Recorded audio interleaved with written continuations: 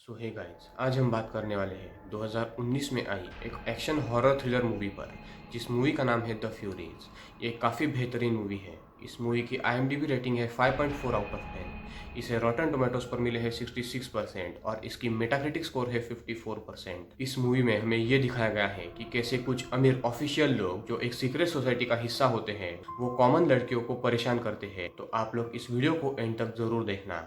अगर आप इस चैनल पर न्यू है तो चैनल को सब्सक्राइब करके बेल आइकॉन ऑल पर कर दे, ताकि आपको ऐसे ही इंटरेस्टिंग वीडियोस की नोटिफिकेशन सबसे पहले मिले।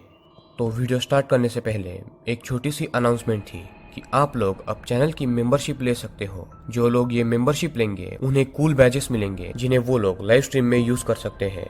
दूसरा मैं उन्हें दूंगा वो है members only special live stream, जिस लाइव स्ट्रीम में सिर्फ मेंबर्स मुझसे बात कर सकते हैं। और तीसरा है सिर्फ मेंबर्स के लिए मैं हफ्ते में एक स्पेशल एक्सट्रीम हॉरर मूवीज को एक्सप्लेन करूंगा, जिन मूवीज को आपने कभी भी नहीं देखा होगा। तो अगर आप इसमें इंटरेस्टेड है तो नीचे जाके सब्सक्राइब के साइड में जो ज्वाइन बटन आपको दिख रहा होगा उस पे क्लिक करके आप मेंबर बन सकते हो, सिर्फ 60 रुपीज में। तो अब बिना देर किए चलते हैं सीधा वीडियो की तरफ। Let's roll the intro.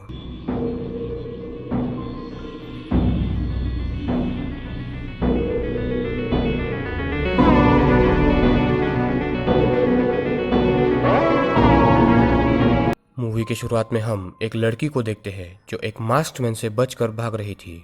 वो मास्क्ड मैन उस लड़की को पकड़ने ही वाला था कि तभी वहां पर एक और मास्क्ड मैन आता है जो दूसरे को मार देता है और लड़की को उठाकर ले जाता है। अब ये सब क्या हो रहा था इसका राज आगे खुलेगा। फिर दूसरी तरफ हम दो लड़कियों को देखते हैं जिनका नाम था मैडी एंड केला। ये दोनों भी एक ब्रिज के नीचे टाइम पास कर रही थी और जैसे ही वो अपने घर जाने लगती है तभी उन दोनों को किडनैप कर लिया जाता है। जब केला की आंख खुलती है तो वो देखती है कि उसकी आंखों पर कोई सर्जरी की जा रही है और उसे फिर से बेहोश किया जाता है। अगली सुबह कायला अपने आप को एक बॉक्स के अंदर बंद पाती है, जिसके अंदर से एक हाई फ्रीक्वेंसी आवाज आ रही थी, जिसके चलते केला के कान को दर्द होने लगता है। वो किसी तरह बॉक्स से बाहर निकलती है तो वो जंगल के बीचों बीच थी। वो अपनी दोस्त मैडी को ढूंढने लगती है और उसे आवाजें लगाने लगती है, पर उसकी मुलाकात दो और लड़कियों से होती है जिनका नाम था एलिस एंड शीना, जिन्हें भी उसी की तरह यहाँ लाया गया था। केला उसके बॉक्स में देखती है तो उसकी मेडिसिन बॉक्स में नहीं थी। असल में केला को एक बीमारी थी जिस बीमारी का नाम था एपिलेप्सी, जिसमें वो पूरी तरीके से पैरालाइज हो जाती थी और उसे कुछ विजन्स भी आते थे। और ऐसा होता भी है। केला पैरालाइज होकर गिर पड़ती है तो शीना उसे छोड़कर अकेली ही वहां से चली जाती है, पर एलिस उसके होश में आने तक उसका वेट करती है। जैसे ही केला को होश आता है एलिस एंड केला दोनों भी आगे बढ़ते हैं। क्या चल रहा है ये किसी को भी पता नहीं था। तभी उन्हें एक और बॉक्स दिखता है जिसपे बीस्ट 6 लिखा हुआ था और इन लड़कियों के बॉक्स पर ब्यूटी 1 2 3 ऐसे नंबर लिखे हुए थे। यानी असल में ये एक गेम था ब्यूटी एंड बीस्ट्स का, जिसमें मास्कमैन बीस्ट को भी जंगल में बॉक्स के थ्रू लाया गया था इन लड़कियों को मारने के लिए। तभी इन दोनों को एक कुल्हाड़ी लिया हुआ मास्कमैन नजर आता है। दोनों भी बॉक्स के पीछे छुपती है, पर केला वापस से पैरालाइज हो जाती है तो एलिस उसे छोड़कर अकेले ही भागने लगती है और वो बीस्ट उसे देख लेता है और वो उसे पकड़ के कुल्हाड़ी से मार देता है। जब केला की आंख खुलती है तो वहां पर कोई भी नहीं था और थोड़ी ही दूर एलिस की लाश पड़ी हुई थी। अब केला अकेली थी तो वो जंगल के बाहर भागती है एक खुले एरिया में, पर उस खुले एरिया के एक छोर पर कुछ मशीन लगाए गए थे जिन्हें पार करने से एक हाई फ्रीक्वेंसी आवाज आती थी और केला के सर और कान में काफी तेज दर्द होता है और वो वापस से उन मशीन के पीछे आती है। और शायद इन लड़कियों के आंखों की सर्जरी जिसने भी की थी उन्होंने उनकी आंखों में कुछ मशीन भी फिट की हुई थी जो इन हाई फ्रीक्वेंसी सेंसर से कनेक्टेड थी, इसलिए केला एंड बाकी लड़कियां उस एरिया से आगे नहीं जा सकती थी। तभी वहां पर एक और लड़की आती है जिसके पीछे एक बीस्ट पड़ा हुआ था। वो उस लड़की को मारने ही वाला था कि तभी वहां पर एक और बीस्ट आता है और इनमें आपस में ही लड़ाई होती है। यानी इसका ये मतलब था कि इन बीस्ट में से हर लड़की का एक किलर था एंड एक प्रोटेक्टर था। यानी हर लड़की को इस गेम में प्रोटेक्टर मिला था जो उनकी हर बार सुरक्षा करेगा।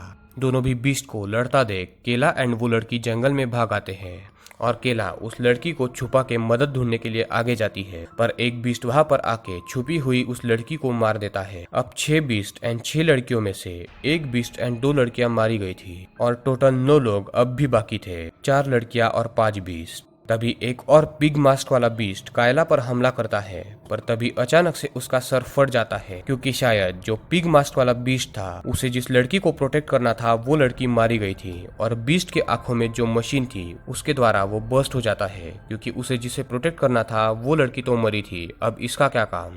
इसलिए इसे फोड़ दिया जाता है ऊपर बैठे ऑफिशियल्स के द्वारा। यानी अब 4 ब्यूटी एंड 4 बीस्ट बचे थे।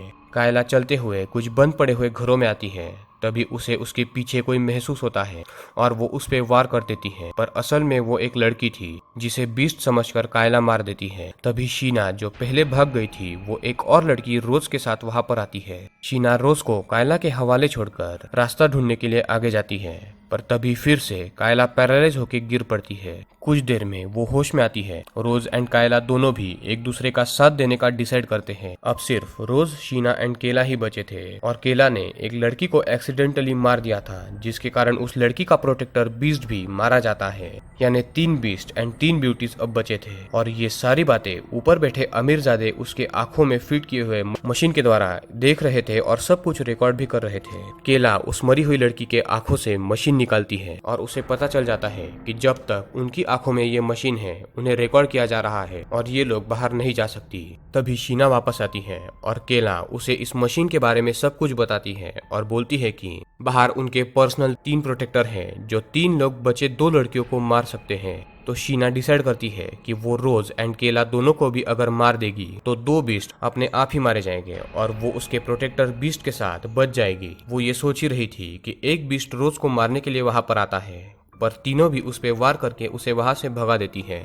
फिर शीना इन दोनों पर हथियार चलाने का सोचती है ताकि वो इन दोनों को मार पाए और 2 बीस्ट और खत्म हो जाए, पर रोज एंड केला वहां से भागकर शीना से दूर अलग घर में छुपते हैं ताकि शीना उन्हें ना मारे।